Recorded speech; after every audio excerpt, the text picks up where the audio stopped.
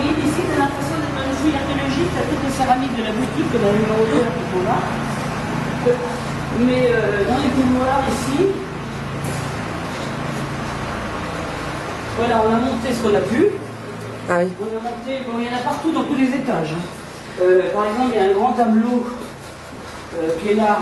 Bon, lui, on l'a monté dès le lundi après-midi. C'est le seul grand tableau qui est au rez-de-chaussée. Lui, on sait que dès le départ, il faut le monter parce que quand tu mets les bâtards d'eau, après tu peux passer.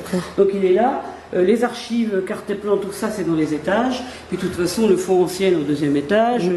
Tout le fonds d'archives anciennes est au deuxième étage. Donc tout ce qui est objet précieux du musée, rien n'a été. Et ça, vous étiez sur le pont dès la nuit, du coup, de mardi à mercredi. Moi, j'ai compris que mardi matin, en fin de matinée, c'était une crue énorme. D'accord. Donc on a commandé déjà les bâtards d'eau la veille. On a monté le tableau la veille, le lundi, dès le lundi. Et puis, le problème, c'est qu'à un moment donné, c'est quand même 70 cm au-dessus de la crue millénaire de 1910. Donc, à un moment donné, c'est plus possible. On est parti dans la nuit de mardi et mercredi, parce que ça commençait à mouiller d'un tableau électrique. J'ai dit à ma collègue, on part. Donc, il y avait 5 pompes qui fonctionnaient, et c'est le mercredi matin, il y a un bâtard d'eau qui a cédé. Ça a emporté la porte. C'est pour ça qu'on a 2 mètres d'eau. Tout ce qui est de la valeur a été sauvé. Bon, on a une statue... dans l'autre bâtiment qui est au premier étage, qui n'a pas été touché évidemment, mais on va l'évacuer dans des locaux plus sécurisés parce qu'on pense qu'avec l'humidité aussi c'est pas très très bon.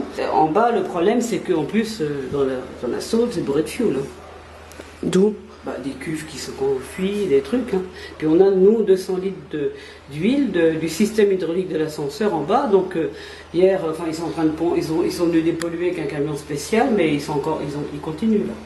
Et donc dans les bureaux, on a des dossiers, dont le dossier cru, que j'ai oublié d'emmener mardi. Mon dossier cru, il est sous l'eau. Il a été sous l'eau. Vous n'avez pas sauvé le dossier cru. Oui, mais c'est pas fini, on a l'impression d'une fouille archéologique, parce que dans le hall, on avait une table qui faisait 400 à 500 kilos.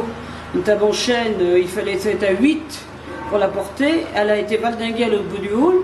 Et sur cette table, on a émis les céramiques de la boutique, on en retrouve partout. Alors il y en a qu'on récupère intact, il y en a d'autres cassés. Le musée va pas pouvoir rouvrir dans les médias. Des mois, voire des années. Il y a des travaux à faire.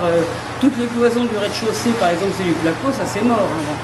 Et puis il y a une chose aussi qu'il faut dire, c'est que commence à entendre, oui, les anciens, ils savaient. Les anciens, ils savaient rien du tout, puisque l'église qui date du 11e, sans doute plus ancienne, elle est à 1,52 m. Tout ça, c'est le local technique. Donc on attend l'expert cet après-midi. Il y a des choses qui vont partir à la poubelle et il y a des choses qu'on va nettoyer qui sont sauvables. Ça, et il vient aujourd'hui l'expert. Normalement cet après-midi ou au pire demain matin, mais il doit être un petit peu occupé l'expert là.